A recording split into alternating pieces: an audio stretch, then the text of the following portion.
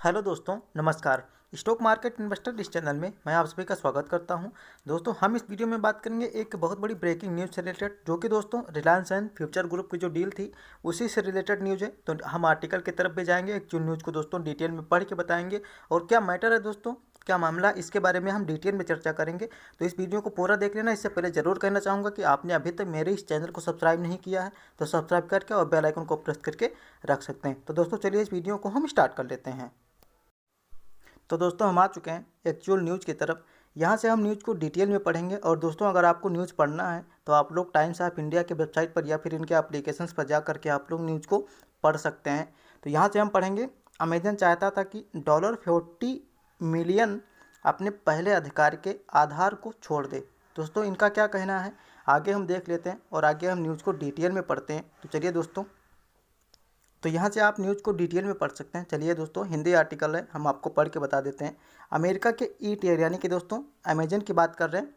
Amazon ने future retail में future group की संपत्ति खरीदने के लिए, दोस्तों जो रिलायंस एंड फ्यूचर ग्रुप की जो डील हुई थी दोस्तों उसके रिलेटेड बातें कर रहे हैं, अपने पहले अधिकार के आधार को वापस लेने के लिए $40 मिलियन की मांग की थी। दोस्तों इनका कहना है कि जो अमेजन एंड फ्यूचर रिटेल्स की जो डील हुई थी 24,700 समथिंग करके, उससे दोस्तों रिलेटेड जो इन्होंने एक एप्लीकेशन दायर किया था सिंगापुर की कोर्ट में, उन्होंने कहा है, और दोस्तों हमारे हाई कोर्ट और सुप्रीम कोर्ट में भी एक एप्लीकेशन दायर किया था अमेजन ने।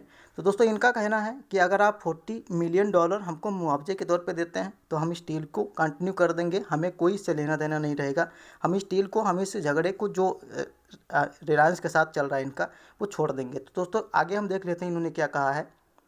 यहाँ ने इन्होंने बताया है कि भारतीय रिटेलर ने सिंगापुर इंटरनेशनल आर्बिट्रेशन सेंटर के साथ जमा दस्तावेज में आरोप लगाया है। दोस्तों ये जो फ्यूचर ग्रुप की जो डील थी उसी से रिलेटेड बातें हो रही हैं। सिंगापुर की आर्बिट्रेशंस है, उन्होंने उसमें एक एप्लीकेशंस में कहा था कि जो अमेजन है उसने $40 मिलियन की मांग की थी इस डील को कंटिन्यू करने के लिए। तो हम आगे देख लेते हैं, यहाँ से आप पढ़ लेते हैं।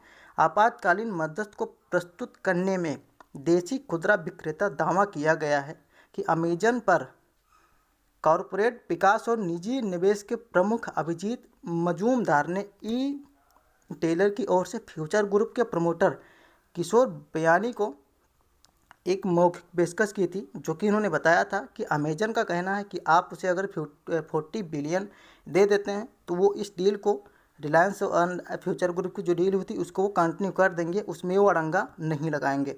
तो आगे हम पढ़ लेते हैं। फ्यूचर ग्रुप ने आगे दावा किया कि संदेशों के अनुसार, दोस्तों जो इन्फॉर्मेशंस के अनुसार इन्होंने कहा है, बयानी और के बीच आदान प्रदान किया गया।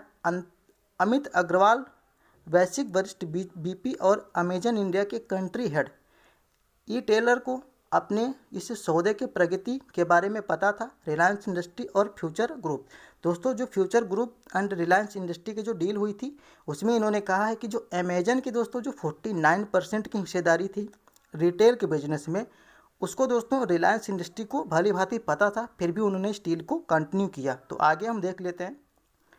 तो यहाँ से आप पढ़ सकते हैं, जो कि दोस्तों काफ़ी इंपॉर्टेंट न्यूज़ है जो इसके शेयर होल्डर्स हैं उनके लिए।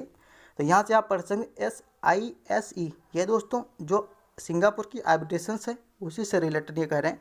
हालांकि प्रस्तावित RIL यानी कि दोस्तों रिटेल लिमिटेड से बात कर रहे हैं, फ्यूचर सौदे के खिलाफ अपने अंतरिम पुरस्कार में उल्लेख किया था जो कि अमेजन को दिया था। ई टेलर सक्रिय रूप से इस निवेशकों के साथ ऋणग्रस्त फ्यूचर ग्रुप में और अधिक निवेश करने की मांग के बावजूद यह था RIL फ्यूचर व्यवस्था की बारीक विवरण से अवगत नहीं। दोस्तों इनका कहना है, अब यहाँ से पढ़ सकते हैं, जबकि टाइम्स ऑफ इंडिया TOI ने दस्तावेजों की प्रतियों की समीक्षा की। दोस्तों जो भी दस्तावेज थे, जो भी एप्लीकेशंस थे, उसको पढ़ने के बाद टाइम्स ऑफ इंडिया का कहना है अमेजन को भेजे गए प्रश्नावली और फ्यूचर ग्रुप के प्रेस में जाने तक कोई उत्तर नहीं मिला। दोस्तों जो टाइम्स ऑफ इंडिया का कहना है कि इससे रिलेटेड जो बातें हुई हैं, जो न्यूज़ आ रहे हैं, इससे रिलेटेड अभी तक कोई कन्फर्मेशंस नहीं आया है, कोई ऑफिशियली न्यूज़ नहीं आई है, कोई ऑफिशियली अनाउंसमेंट नहीं हुआ है। आगे हम देख लेते हैं और यहाँ से पढ़ सकते हैं, अमेजन और फ्यूचर ग्रुप दोनों ही वर्तमान में अगस्त में घोषित, दोस्तों जो रिटेल का जो बिजनेस था उसमें 24,713 करोड़ की डील हुई थी, जो कि दोस्तों रिलायंस ने फ्यूचर ग्रुप को खरीदा था। और यहाँ से पढ़ सकते सौदे को लेकर कड़वी कानूनी लड़ाई में बंद है। दोस्तों अगस्त में ही, यहाँ से आप पढ़ सकते हैं, अगस्त में ही इनकी डील हुई थी। और अगस्त में ही दोस्तों जो अमेजन है उसने एक एप्लीकेशन दर्ज किया था हमारे हाई कोर्ट में और सीसीआई में भी। और दोस्तों सेबी में भी उसने ये दावा किया था कि हमारे अप्रूवल के बिना ही इस डील को आगे बढ़ाया गया। जबकि इनका कहना था कि दोस्तों जो फ्यूचर ग्रुप में 49% की जो हिस्सेदारी अमेजन भी होल्ड करता है, तो इनका कहना था कि उनके भी अप्रूवल्स लेना ज़रूरी था। तो आगे हम देख लेते हैं, यहाँ से आप पढ़ सकते हैं 49% हिस्सेदारी खरीदी थी 2019 में फ्यूचर ग्रुप में। 3-5 साल के अवधि के बाद फ्लैगशिप फ्यूचर रिटेल में खरीदने के अधिकार के साथ फ्यूचर ग्रुप की एक अनुसूचीबद्ध कंपनी अक्टूबर में यहाँ से दोस्तों सिंगापुर आर्बिट्रेशन सेंटर के पास गई। दोस्तों जो कि इंटरनेशनल लेवल के आर्बिट्रेशंस होते हैं, वहाँ पे सारे मामलों को सॉल्व किया जाता है। तो यहाँ से आप इस न्यूज़ को और अच्छे से पढ़ सकते हैं। तो दोस्तों आप यहाँ से पढ़ सकते हैं, पंक्ति ने दोनों कंपनियों को दिल्ली उच्च न्यायालय एंड दोस्तों हाई कोर्ट में भी इसका फैसला हो चुका था। हाई कोर्ट ने दोस्तों इस डील को स्टेबल रखा था, इस डील को कंटिन्यू किया था।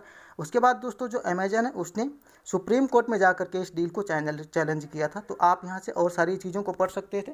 तो दोस्तों चलिए हम इस कंपनी के शेयर प्राइस के ऊपर चलते हैं। तो दोस्तों इसी के चलते आज इस कंपनी में, जो कि दोस्तों मैंने फ्यूचर रिटेल का चार्ट ओपन किया हुआ है, इस कंपनी लगभग 2% के आसपास तेज़ी दिखा रही। तो दोस्तों आपको क्या लगता है कि दोस्तों जो किशोर बियानी जी हैं उनको 40 मिलियन दोस्तों $US दे देना चाहिए रिलायंस को, सॉरी दोस्तों अमेजन को, या फिर नहीं देना चाहिए, या फिर दोस्तों जो कानून की प्रक्रिया है उससे इस डील को कंटिन्यू करना चाहिए? आप लोगों की क्या राय है हमें कमेंट बॉक्स में ज़रूर टाइप करके बताइए। और दोस्तों ये था एक्चुअल न्यूज़ जो मैंने आप लोगों को बताई। वीडियो अच्छा लगा तो हमारे वीडियो को लाइक एंड चैनल को सब्सक्राइब जरूर करना। तो दोस्तों मिलते हैं नेक्स्ट वीडियो में, तब तक के लिए बाय बाय।